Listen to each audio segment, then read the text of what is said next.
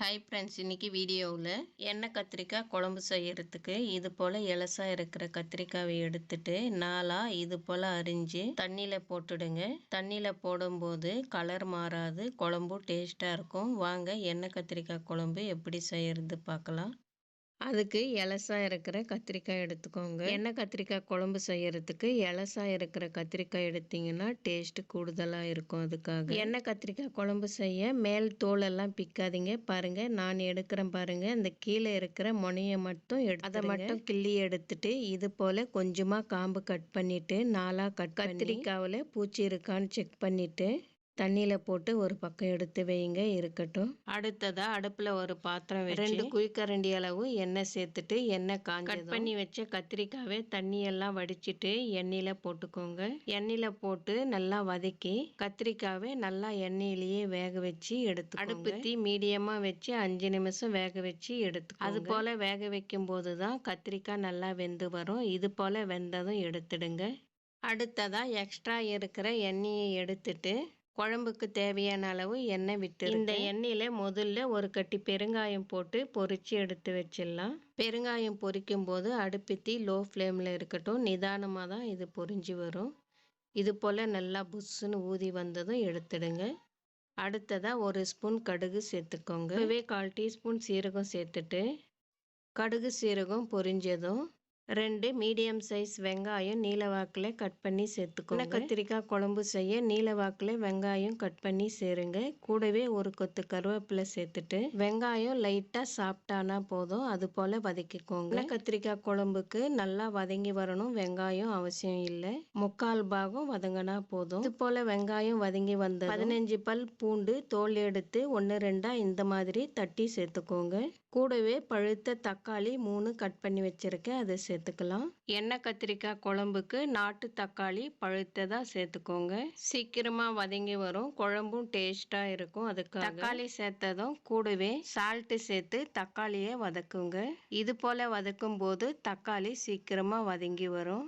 அடுப்பு தீ மீடியமாக வச்சு 5-6 நிமிஷம் வதக்குங்க. தக்காளி நல்லா வதங்கி இந்த மாதிரி எண்ணெய் பிரிஞ்சு வரணும். இது போல் வதக்கிக்கோங்க. தக்காளி இது போல் வதங்கி வந்ததும் 1/4 டீஸ்பூன் மஞ்சள் தூள், 2.5 ஸ்பூன் குழம்பு மிளகாய் தூள் வீட்டில் அரைச்சது சேர்த்துருக்கேன். இது போல் வீட்டிலேயே அரைச்ச மிளகாய் தூள் சேர்த்து எண்ணெய் கத்திரிக்காய் குழம்பு செய்யும் போது எண்ணெய் கத்திரிக்காய் குழம்பு ரொம்ப ரொம்ப டேஸ்ட்டாக இருக்கும். மஞ்சள் தூள் மிளகாய் தூள் சேர்த்ததும் ஸ்டவ் லோ ஃப்ளேம் வச்சு எண்ணெயிலேயே இது போல் வதக்குங்க. இது போல் வதக்கும் போது கலர் நல்லா வரும். உங்கள் வீட்டில் குழம்பு மிளகாய் தூள் இல்லைன்னா தனியாத்தூள், தனி மிளகாய் தூள் உங்களோட விருப்பத்துக்கு கூட்டியோ குறைச்சியோ சேர்த்து இது போல் எண்ணெய் கத்திரிக்காய் குழம்பு செய்யுங்க. குழம்பு டேஸ்ட்டாக இருக்கும். ஆனால் கடையில் வாங்கின சாம்பார் தூள் சேர்த்து இது போல் எண்ணெய் கத்திரிக்காய் குழம்பு செய்யும் போது கண்டிப்பாக இந்த டேஸ்ட் வராது.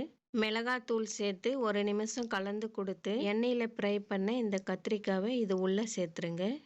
கத்திரிக்காவை சேர்த்ததும் இந்த மசாலாவில் 1 நிமிஷம் கலந்து கொடுத்து அடுத்ததாக ஒரு பெரிய நெல்லிக்காய் அளவு புளி எடுத்து கரைச்சி புளி தண்ணி எடுத்து வச்சுருக்கேன்.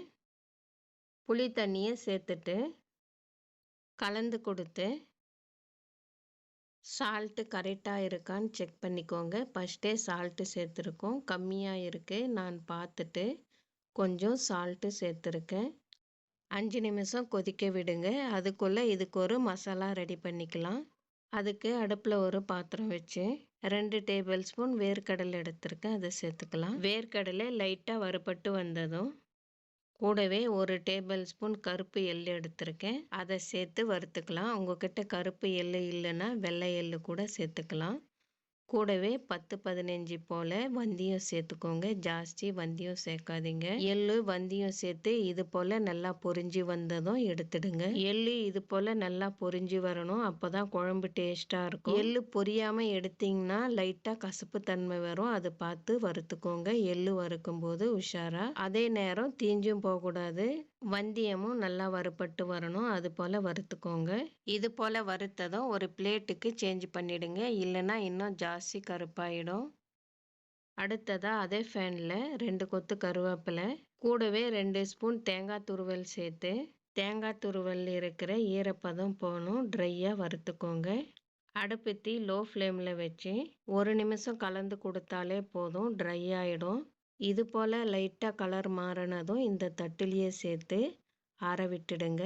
ஆறட்டோன்னு மிக்ஸி ஜாரில் சேர்த்துக்கோங்க. அடுத்ததாக பொரிச்சு வச்ச கட்டி பெருங்காயத்தை இது உள்ளே சேர்த்துருங்க. பெருங்காயம் சேர்த்ததும் நைஸாக அரைக்காமல் இது போல் கொரகொரப்பாக அரைச்சிக்கோங்க. பாருங்கள், இந்த மாதிரி அரைச்சிக்கோங்க. இது போல் கொரகொரப்பாக அரைச்சி குழம்புல சேர்க்கும்போது குழம்பு ரொம்ப ருசியாக இருக்கும்.